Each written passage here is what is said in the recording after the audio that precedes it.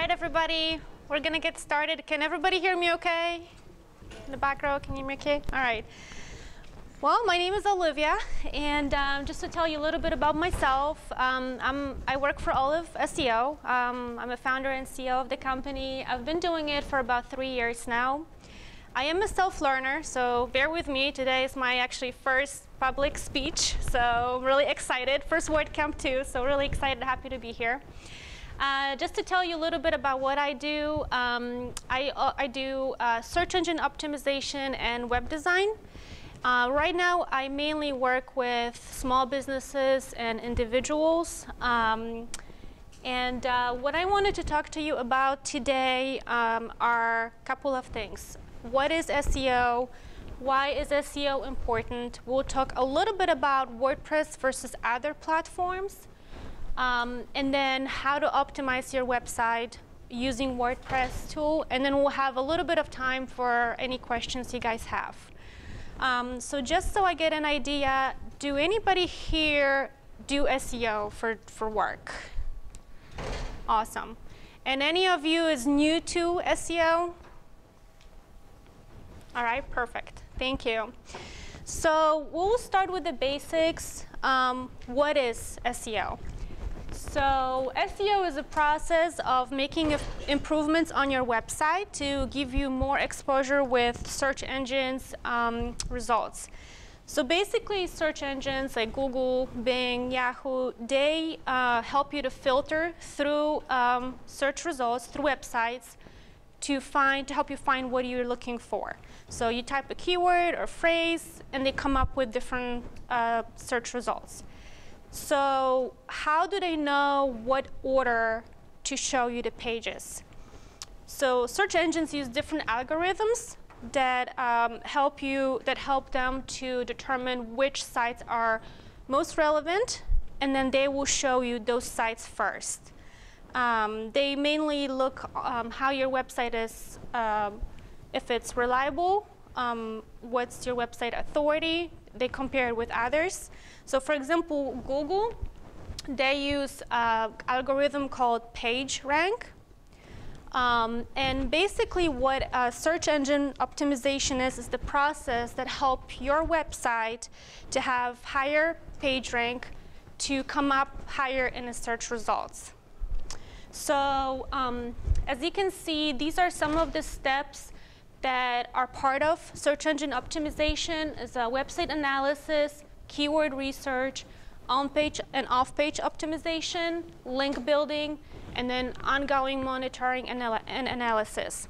So we will talk a little bit about those steps and obviously how WordPress and some plugins can help you to have this process, this optimization done. So you may want to ask, why is SEO important? Why do I need to invest in it? So you might spend hundreds or thousands of dollars to build a website, to design it, but that money is really wasted if this website never comes in search results, right? So you want to make sure that search engines recognize your website and they display it. They show it to visitors.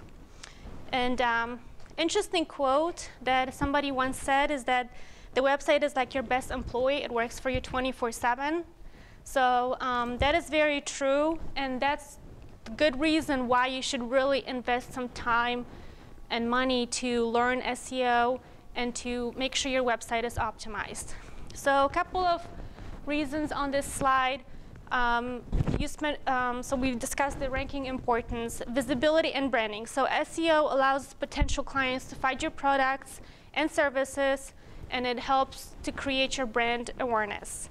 It brings visitors to your site.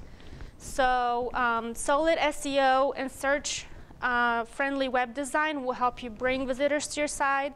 And what comes with it, it brings you money. It brings you revenue. It provides your business credibility because when visitors view your websites at the top, they trust your website. Another good benefit of SEO is it gives you insight into your customers. So you can see how people search for your businesses, what technology they're using, where they live, what are their interests, and we'll cover a little bit how to find that information today. And it puts you ahead of your competition. Those are the main 6 reasons. There's obviously a lot more on why SEO is important. So WordPress and other platforms, we heard a lot about WordPress today and why it's good. There are really a lot of different platforms you can use to build your website. I've personally worked with many of them, and what I really like about WordPress is that it's very SEO friendly, or it can be very SEO friendly. You don't need to have strong technical skills to have SEO friendly websites. Most of the plugins WordPress use that help you with SEO are free, so that's another benefit. And then a lot of those platforms, they really limit on what you can do when it comes to SEO, the ways that you can do it too. So let's move on to WordPress and SEO part of it. So as we mentioned earlier, SEO involves things like going over content strategy, keyword research, on-page, off-page optimization. So the first thing that you want to do is find an SEO plugin that will work with you, that will work for you. So when you do your research, the 2 plugins that come up the most are Yoast SEO and All-in-One SEO Pack. Those are the 2 most popular ones. They both work in very similar ways. The one that I personally like is Yoast SEO. I've used it with most of my websites. I think it's easier to set up, a little easier than All-in-One SEO Pack. It has a lot of features that basically allow you to do most of website optimization with this plugin. So I'm going to use this throughout this presentation, but please keep in mind that you can really achieve results with either one of the 2 plugins. So the very first thing that you wanted to do when it comes to SEO is create XML sitemap. So submitting a sitemap is very important because it basically tells search engines how your website is structured. It helps them to find your website. So how many of you know what the sitemap is? Most of you, perfect. So for those of you that haven't heard of sitemap, think of it as a roadmap of your website. So basically, it tells the search engines what pages, what posts, what pictures, what is on your website, and how it is structured. So basically, the nice thing about Yoast SEO, as you can see on this slide, it creates the sitemap for you. So that's a nice thing. Basically, all you have to do is, from an admin panel, you have to enable it at the top. It will notify Google and Bing that your sitemap exists. So that's another nice thing. You still have to submit it yourself through Search Console or Webmaster's Tool, but you can submit that sitemap that Yoast creates. So that's a nice thing. And then another nice thing is that Yoast will actually update your sitemap anytime you do any changes on your website. So you don't have to recreate the sitemap each time. So just a tip, if you don't see XML sitemap in Yoast services or Yoast admin, you need to actually go to, within Yoast plugin, go to advanced setting page, and you have to enable feature, or you have to enable advanced setting page through feature tab. So you have to enable that to be able to see the XML sitemaps right there, along with some other features. So once you create an XML sitemap, the next step is to verify your website with Webmaster Tool or Search Console. what it is called with Google now. So having access to webmaster tools is very important for your SEO. So basically, if there's anything wrong with your website, that's where you can find that information. So very important part is adding or verifying your website with search engine. So when you go to Search Console, you set up your account with Google, they ask you to verify your website and they give you the HTML tag. You can actually insert the tag right in Yoast SEO plugin, and that will verify your website with search engines. You can do the same thing with Bing, Alexa, any other search engine. So right there, you can see in the settings, you just basically copy that code and you paste it right in Yoast plugin. And then once you click, so on this screen right on the bottom, you will see verify. It will confirm that your website is verified. So this is the basic steps as far as setting it up.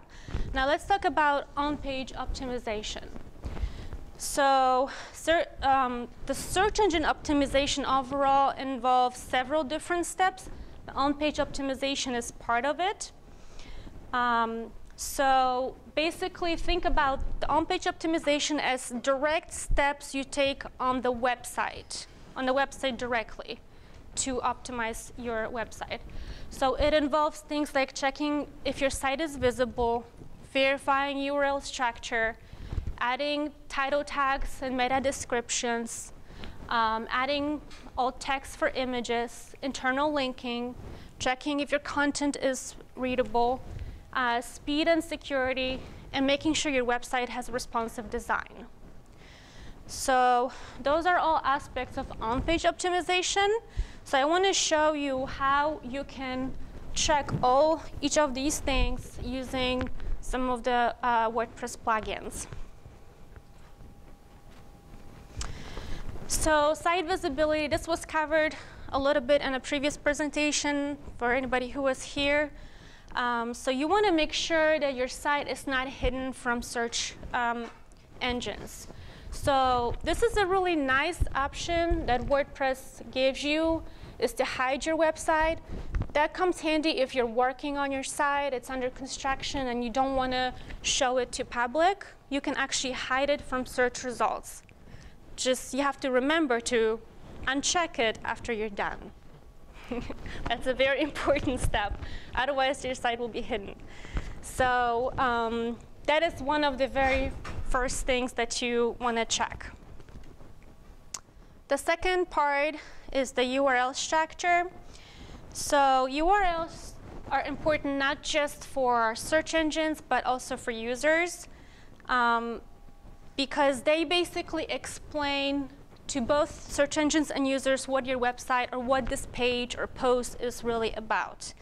So that is often a big problem in SEO, and it can actually impact your ranking in a big time. So just a couple of good examples. The first one is actually from my website. You can clearly see that the post is about SEO for business. Is it necessary or is it a luxury? You can clearly see that. Same thing with the second one. You can see that it talks about vacation tours and it talks about Dublin City. So just by looking at URL, you can tell right away what the content might be about. Same with search engines. They look at it and they know, OK, this is a good site to pull up based on what somebody's searching for. So bad example would be the first one, question mark P123. You don't know what it is about. Second one, product, bunch of numbers. You just really can't tell what to expect when you click on this link. Same with search engines. Somebody's searching for this product, but the product name is not on there. This website is not going to come up in search results, most likely, because the URL is not explaining what it is about. So when reviewing URL structure, you first want to make sure that your overall permalinks settings in Webmaster or in WordPress panel are set up correctly. So from your settings, if you click permalinks, you have several different options to choose from. So decide how you want your permalinks to show. So post name is the one that I really like, because whatever title you type on your page or on your post, that's going to be part of your URL. So after you check your settings, you want to look at your actual pages, individual pages and posts. And when you go to edit page or post, right at the top, you have a permalink. You can actually edit it if you don't like it. So you create a page, you type the page name, but the URL comes too long, or you wanted to change it in any way, you can actually edit it and change it right from there. So that's nice setting. Now, keep in mind URLs shouldn't be too long. When you do research, you'll probably find different definitions of what's too long for URL. The information that I found is it shouldn't be longer than 77 characters. So a couple of other things is be very careful when you use pound symbol in your URL, because search engines ignore pound and anything that's after that. So they will not recognize that if that's in your URL. Same with underscores. So search engines, they see those as word connectors, not separators. So it's always better to use dashes to separate your words. And this way, when search engines look at your website, they can see each keyword separately. They don't see it as one word. So, and then very important part here, if you have published post or page, and then after some time you go back and you edit it, make sure you create redirect, because otherwise you're going to get a lot of not found errors. Create redirect, so redirect from the old URL you had to the new one you change it to. So there are different plugins you can use for that. Free plugins, redirection, SEO redirection plugin. You can create redirect directly through htaccess if you're familiar with coding. But those are really simple, easy way. You just type in the old URL, the new URL, and they will automatically redirect. So the next step is, yes? On the slide where you have the 3 examples of good URLs, Mm-hmm. I guess this is kind of a best practice question. So I'm guessing that that first one is actually not the title. SEO for business, SEO for luxury. Like I'm thinking that's a post for our page, and you know WordPress sort of automatically creates the URL based on your post. Are you going through and you're like taking out the verbs in that, in what automatically got generated to an SEO friendly URL, or are you only doing that like after? Yeah. So it all depends on what is the title of your page, what keywords you're optimizing the page for. So sometimes you might be using keywords that are not necessarily in your post title, but you want those keywords to show in URL. So you can change the URL before you publish it or after it is published. That's whenever you want to. This is automatically generated based on my permalink settings. So for example, from my website, my permalink says it's going to be my domain name and the title of the post, and that's how it came out. But you can actually change it if it doesn't look okay for you or doesn't contain a keyword or whatever the case might be. Yeah, thank you.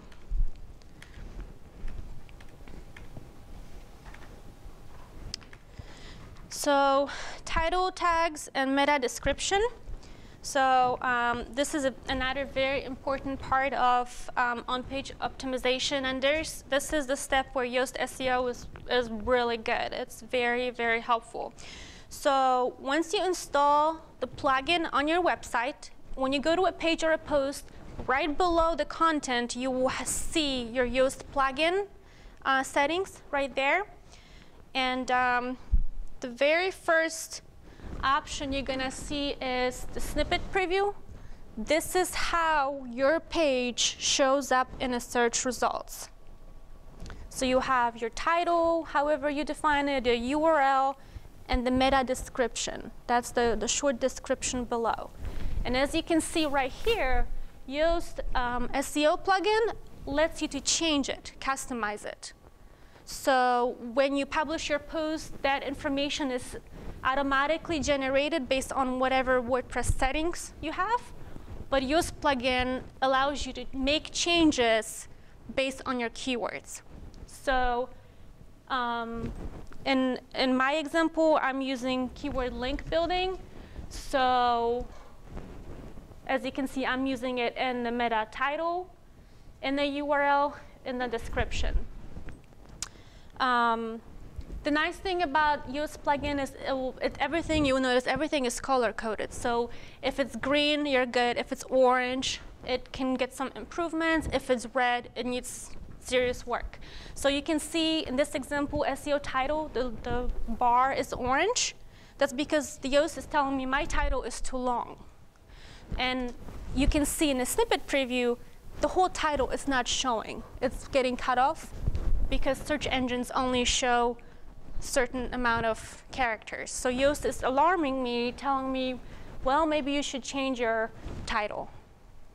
So, and you can see I haven't changed it because right here and under SEO title, it has the percentage title, percentage page. That means that that's something that WordPress generated. I haven't changed it. Once you change it yourself, you will see an actual text in there to whatever you change it to. Mm-hmm. Yoast will warn you when you set your keyword if you're using a stop word. Mm-hmm. Mm-hmm. And so when you remove that, it will also warn you if your SEO title doesn't match your keyword. Mm-hmm. And oftentimes when you remove the stop word, it doesn't read naturally. Yeah. So I was wondering how you deal with that. So the plugin is just your guidance. It doesn't mean that every step is going to be always green. The stop words, sometimes that's part of your keyword.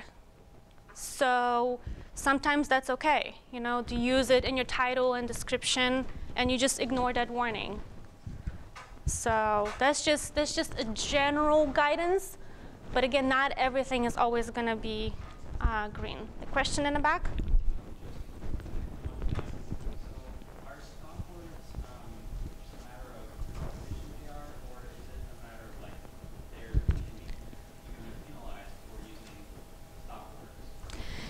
You don't get penalized for it. This is just, keep in mind that the way the Yoast works is just, it doesn't really know, it doesn't understand your keyword, it doesn't understand the meaning of it. It's just to see that it's a stop word or it's too long, or you know, it will just give you the general alert. It doesn't really mean that you shouldn't be using it, that you will get penalized. It's okay to use them. Even long tail keywords are recommended nowadays for SEO rankings, and those often do contain stop words. So don't take it as you shouldn't be using those. And good thing to keep in mind is always see at the top where it says readability, that's green. So that should be your goal. Your overall score should be green, even if you get some orange marks on there. The information that you have to put, that gets put in, it has to be done manually, is that correct? So meta description, yes, you have to put it manually. Are there any tools that will do it automatically or find what you need to type in to make it easier? Or? I believe all-in-one SEO it will generate meta description, but I think it's just like the first few sentences of your blog, unless if anybody knows any other plugins that are out there. But usually, meta description has to be done based on your research. So it's not just for search engines, but it's also for people it has to be attractive enough so they see your description, they want to click on it. So you really have to do some research and put some effort and think about how you want to describe your post in just 2 sentences. Or meta descriptions are 55 to 160 characters. The meta titles should be 55 to 60 characters long. So those are just general rules. So yeah, it's always best to think it through and do it manually. Don't really rely on automatic plugins if there are any that will do it for you. So a website that's already done, you got to go back and do this. You're going to have to go 1 page at a time. Yeah, SEO is a lot of work. It's not, unfortunately, there's not many things that will be done automatically. You have to do most of the work. Those are just tools that make it a lot easier, because think about HTML site.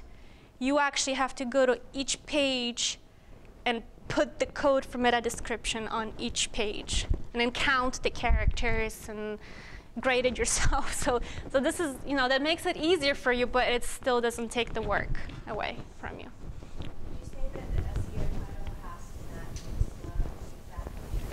So that slug, that's your URL. That's how your URL reads. It doesn't have to match. You can change it. How many characters did you say for the meta description? It's usually up to 160 characters. And if you go over the amount of characters, this will change to red right away. And then you will get an alert that you have so many characters, and then you can change that. In some cases, having longer meta description might work for you. I don't know, but the search engines will not display it. So it will just cut off at a point, and then it will have dots. So any other questions on meta descriptions, titles? So the SEO title, would that differ from the page title? So sometimes your page title might be long, might be too long for SEO. Or sometimes in page titles, you may want to put the name of the company or domain name of the website. Or you might want to put, like the title and then by and then a name. So sometimes it may make sense to make it different than actual page title. More streamlined.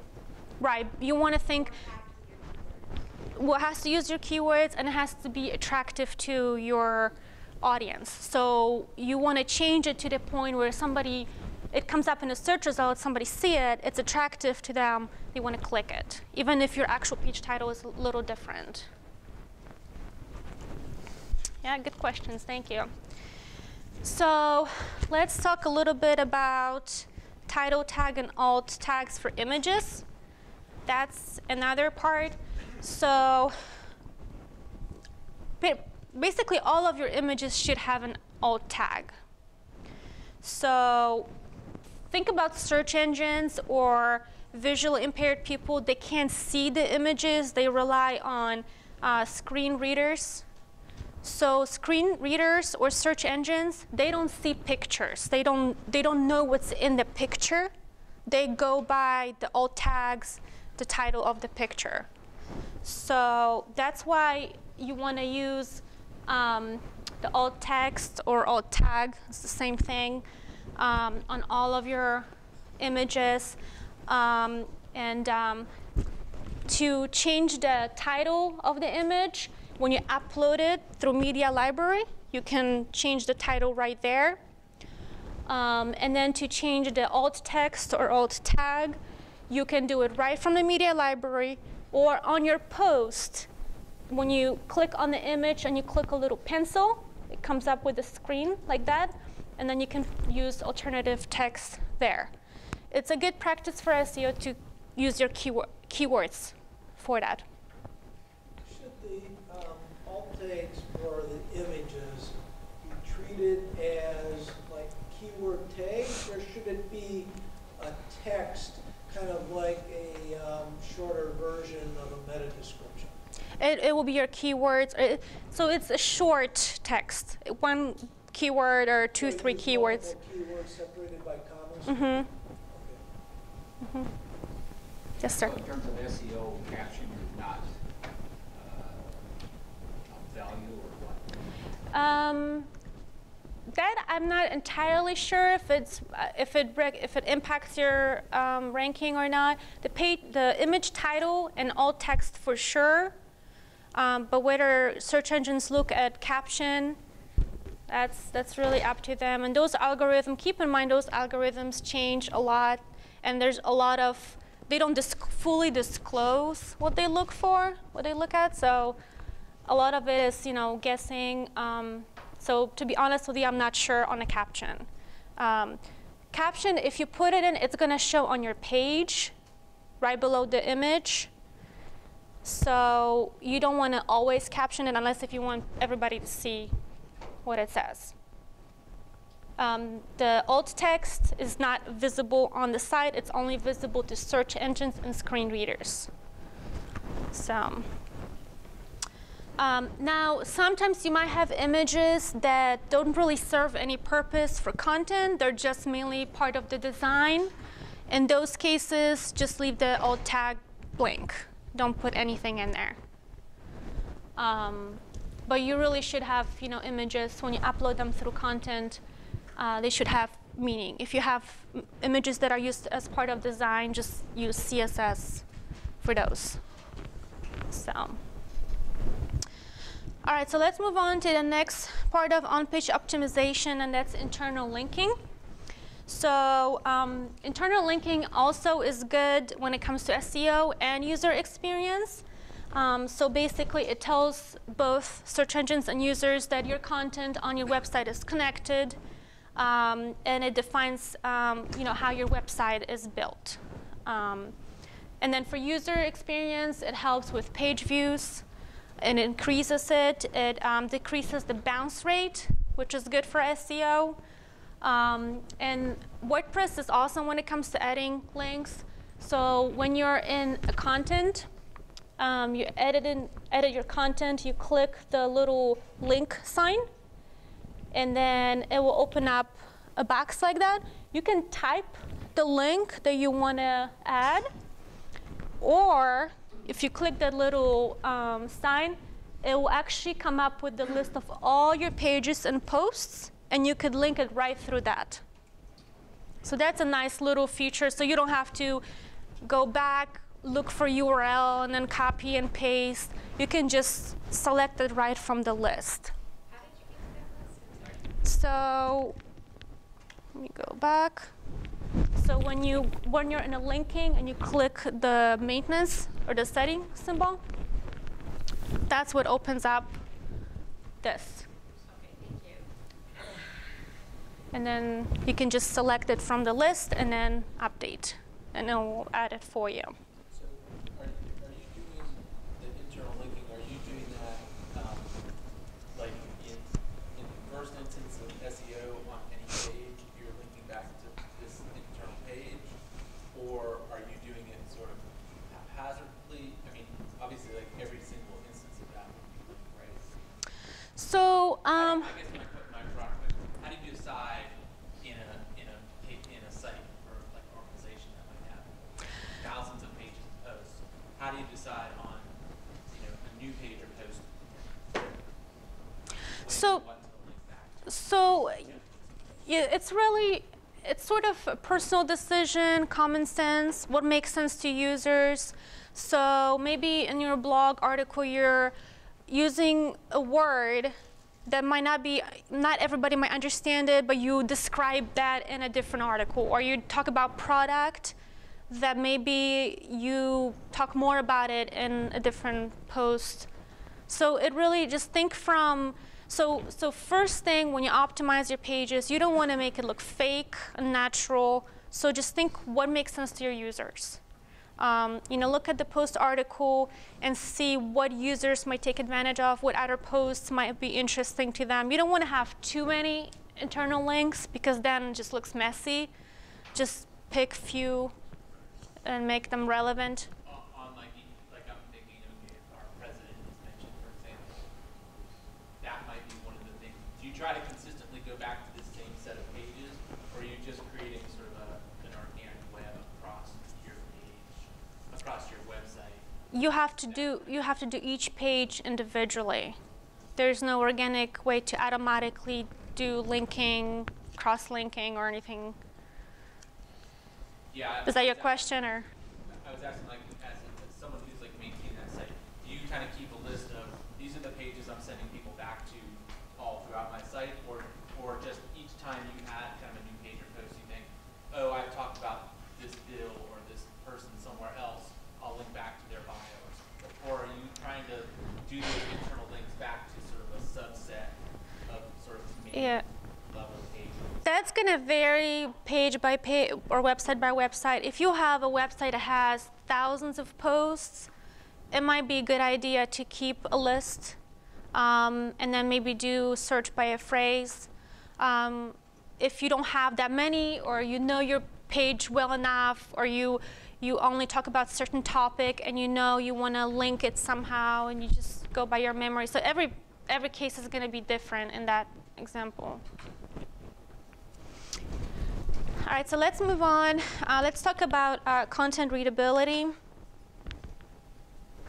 So when you write a blog or post, the content does have an impact on SEO. It might influence ranking for a particular page, and it might impact your domain authority. So again, when you write a content, you want to make sure it's attractive to your website visitors. You don't want it to be stuffed with keywords, not making any sense. It should be friendly. It should be attractive, but just in the back of your mind, you need to keep in mind the SEO part of it. And then after you write an article, you can go back and make a few tweaks and changes to make sure it's SEO friendly.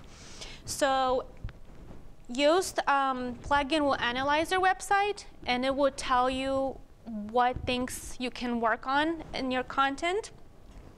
So it will look at things like how long are your sentences, how long are your paragraphs, are you using subheadings, are you using a lot of passive voice, are you using transition words in your sentences, and then the flash reading ease. So we'll go over a little bit about each of these. So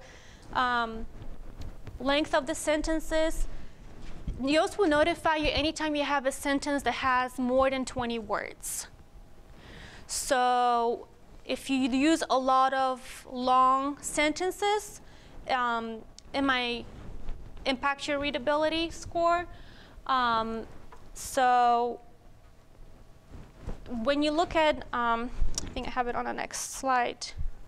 So when you look at the ranking, it will actually tell you, so like in this example, it says that 26% of content has more than 20 words.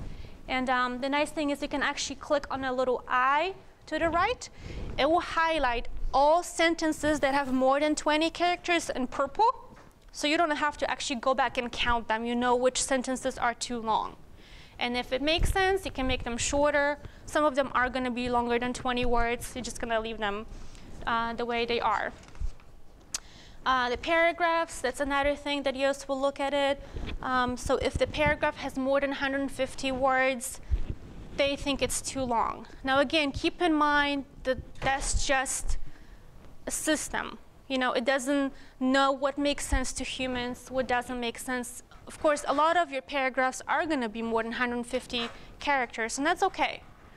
But the general rule is just to keep it in mind, maybe use more subheadings, make sure that your content is clear, easy to read, it's segregated, you know, correctly within paragraphs. Headings and subheadings, make sure you use your keywords in those. Because again, they help search engines to understand how your content is built. So if you use keywords and headings, and then you use it in the content, it will work well for your search engine rankings. Now, Word of caution here, when it comes to headings or H tags, H1, 2, 3, don't use them for styling.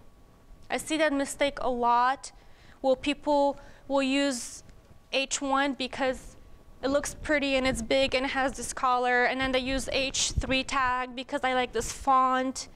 That's wrong for SEO. So don't do that. Basically, think of tags. So tags define a structure of your content. H1 tag is going to be your main paragraph. H2 is going to be subheading for that paragraph, and it goes in that order. So if you need to change font or you want to change colors, use the editor, use CSS, but don't think of it as styling option. So passive voice. So basically, passive voice in the sentences mean that the noun that will be the object of an active sentence is used as the subject of a sentence in a passive voice. So for example, passive voice would be a WordPress can be used to build a website, and the active, you can use WordPress to build the website. Does that make sense? So passive voice, WordPress can be used to build a website, or active, you can build a website with WordPress. So can be used or you can. So it's a grammatical difference, but it makes, for search engines, it will, if you use a lot of passive voice, they think it's not clear. They might disregard some of your content, and Yoast will pick up on that. So in this example, 20% of the sentences contain passive voice. Try to use their active counterparts. So look at them. Again, sometimes you just can't change it to active voice. But just overview your content and see if there are any changes and improvements that would make sense to humans and can improve your readability of your post. And then one other thing we talked about were transition words. So things like most important, because, first, second. Those words, they give you direction to your readers. They know what to expect, what comes next in the article. And Yoast will tell you if you don't use a lot of them. It will alert you as well. And then the flash score, that's the last thing on here. It basically measures how difficult your text is in English. You can actually, Wikipedia has like a table of what score it is. So like, for example, 70 to 60 score, it can be understood by 13 to 15-year-old student. 50 is difficult to read. It will be more like a college level. 30, it's very difficult to read. So there's like a whole table on levels and scores. So the lower the score, the more difficult the text is for an average person to read. And if it's too difficult for average person, search engine might decide that it's not appropriate to display it in search results. So that's another thing to keep in mind. So this is one of the examples of the score. This is a little better example. You can see there's more green. Overall score is green. So this is where you want to be after making all the appropriate changes. So again, don't get stuck on making sure every single dot is green. Just look at the overall score and what makes sense to humans. So as you can see, the WordPress is very friendly when it comes to optimizing pages. It makes your job a lot more easier. Yeah, so that's as far as the OnPage optimization. So let's talk about speed and security. That's another aspect of OnPage optimization. So once you optimize each page and post individually, now it's time to look at your website overall. So when it comes to page speed, everybody likes to have everything done right away.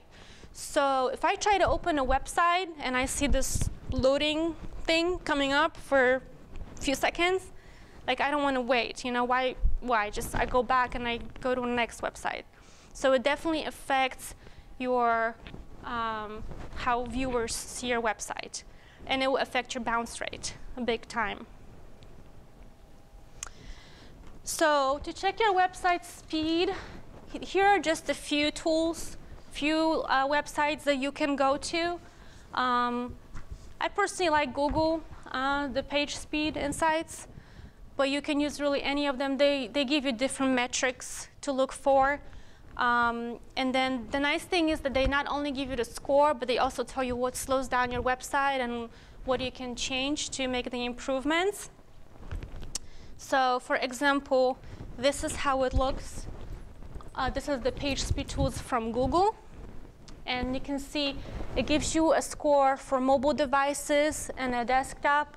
It will do color coding, so poor is red, then there's an orange and green. And then the passable optimization, what you can do. And actually, if you click, so optimize images, if you click show how to fix, it will give you a list of images that are too big. And then you know that you need to go back and optimize those images. So just a couple of plugins that can help you to fix some of those issues. To optimize images,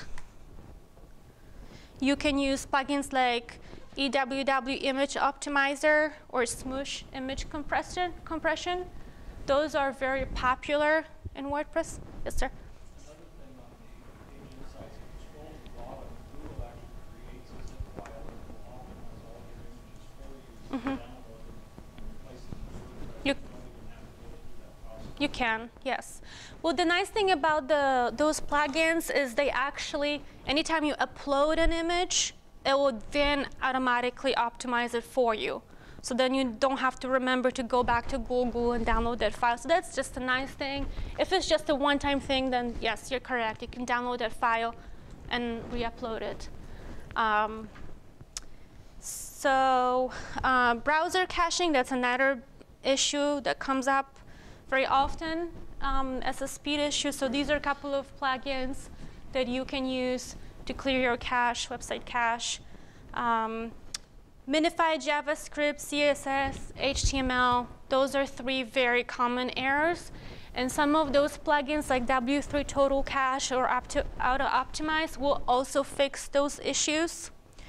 Now, word of caution, with those plugins, they make changes to your files.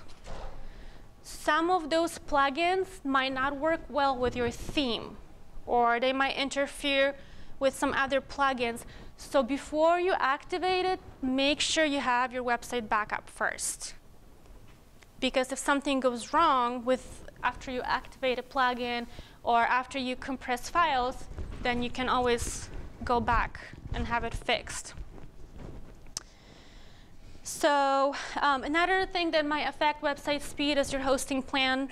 So you want to take a look at that and make sure you're in the right plan, you're using the right type of resources. You can go to cPanel and check that, or you can just call your hosting provider and they can go over that with you. Website security, that is also very important when it comes to domain authority and rankings. There are a lot of different things you can do to protect your website. You've heard a lot of those before. So just to kind of reiterate, so make sure you keep your WordPress themes and plugins up to date. So for example, I believe like a week ago, there was a major security WordPress update. So if you don't keep up with your updates, you put your website at risk. So make sure you keep up with those. Use strong passwords. And also review who has access to your websites. It's good to do it periodically if you have employees changing or you use different people that can access your website. Another word of caution, I see it all the time, don't use the generic admin as your username. I don't know how a lot of people, I see it all the time where people use it. That's probably like one of the very first things that hackers try when they try to use your Is there a website. way to change that once you've created the site? Because I've tried to change mine and I can't change it. Yeah, so you can't change it. What you can do, so when you first install WordPress, you set it up there. But let's say you just went with the generic, just add another user with a new username, create the password, log in under that user, and delete the previous one. That's the only way that I know of. I don't know there's any other way to change that. That's a good workaround. Yeah. So, and then security plugins. There are a lot of different plugins you can use. So these are just the 3 examples. You can also use plugin like limit login attempts, so that people can just go in and keep trying. It will shut them down at a certain limit. WordPress security is the one that I really like, and as you can see, it has 2+ million active installations. So things that it does is it will set up a firewall on your website, so it will block any complex attacks. It has a security scan. You can actually set it up to scan your website automatically every week or whenever, and then it will send you alerts if there's anything wrong with it. And then you can monitor who's trying to log into your website. There's really a lot of nice features that you can check. So this is how a dashboard from WordFence look like.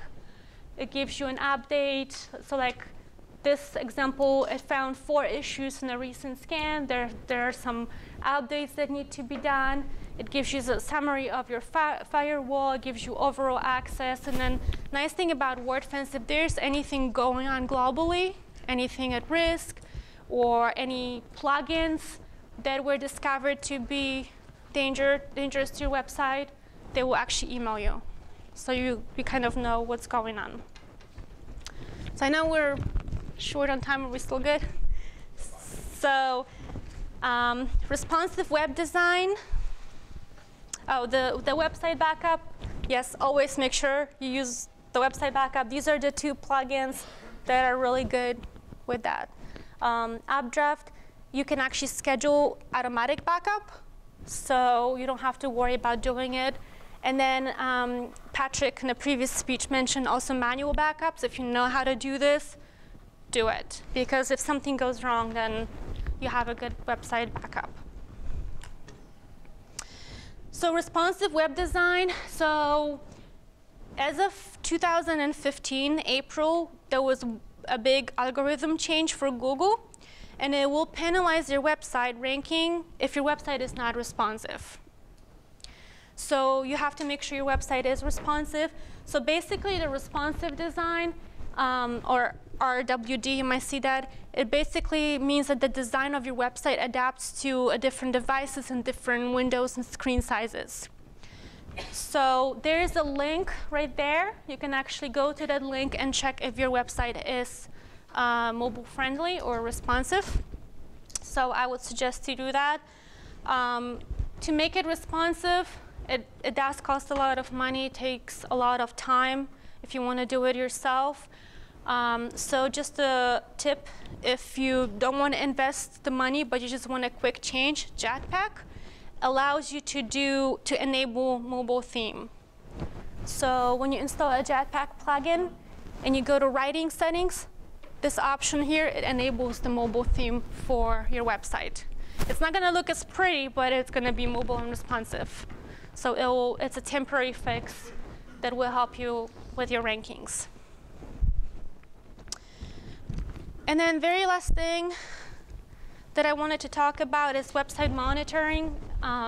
So Yoast also will show you any crawling errors.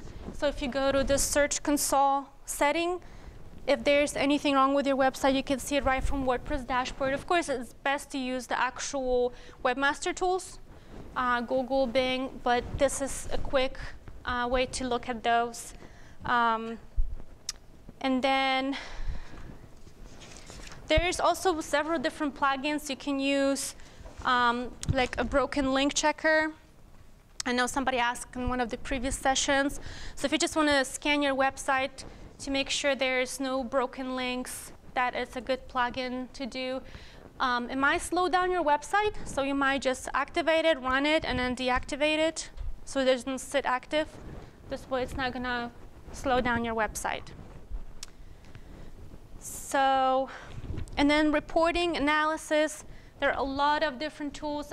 Google Analytics is really good, but if you just don't have time to log in and go through those, one of those plugins, and there's a lot of different plugins, they will just show everything right on your dashboard when you log into your site. So you'll get a general idea on the traffic and general analytics. So this is the really fast version of SEO. As you can see, there's a lot of work. There's a lot more stuff involved. Those are just the basic steps. So I know we've covered some of the questions, but does anybody else have any more questions? Yes, sir. Yeah. Suggest, do you have any suggestions on communities that we may be able to join, like social media communities or SEO? So just to get tips and things like that. Yeah, so social media communities. So Twitter is a really good one. You can follow influencers to talk about SEO, even SEO analysts like myself. If I see something hot, something going on, algorithm changes, we usually put it on Twitter. Moz has its own community, moz.com, moz.com. So they have a blog, they have comments where people can ask questions and answers about SEO. There's really a lot of different communities. Those are the ones that I really like, that I use. LinkedIn. Any other questions? Yes, ma'am. So those slides, I'm going to actually write an article based on those slides and include all those screenshots. It's going to be right on my website, olivaseo.com. And it's going to be right there. I'm going to also publish it through social media. I should have it out early next week. Yes, ma'am. How easy is it to migrate from one SEO plugin to another? It's pretty easy. Just depends on what plugins. So there are different SEO plugins. If you want to migrate from Yoast to all-in-one, is that what you're? It's fairly easy. You just have to go through all the settings and make sure that it all matches. But it won't disrupt any SEO, I guess, that was set by the previous plugin? It will not. You just have to go through all the settings of the new plugin you install, and you have to make sure that all the settings match. You have to make sure that all the meta description, I believe you have to copy those first. I don't think you can it's not going to migrate. So you have to copy those and put it in manually. Thank you. Yeah, you're welcome. So on my website, I actually created Q&A section. So if you guys come up with any other questions, I'm happy to help. I'm still learning myself. Like I said, I've been doing it for 3 years, but I'm happy to share whatever I learned. I'm happy to learn from you as well. So feel free to post stuff on there as well. And then here are my social media profiles. If you guys want to follow me, I would appreciate it. And thank you so much for your patience today.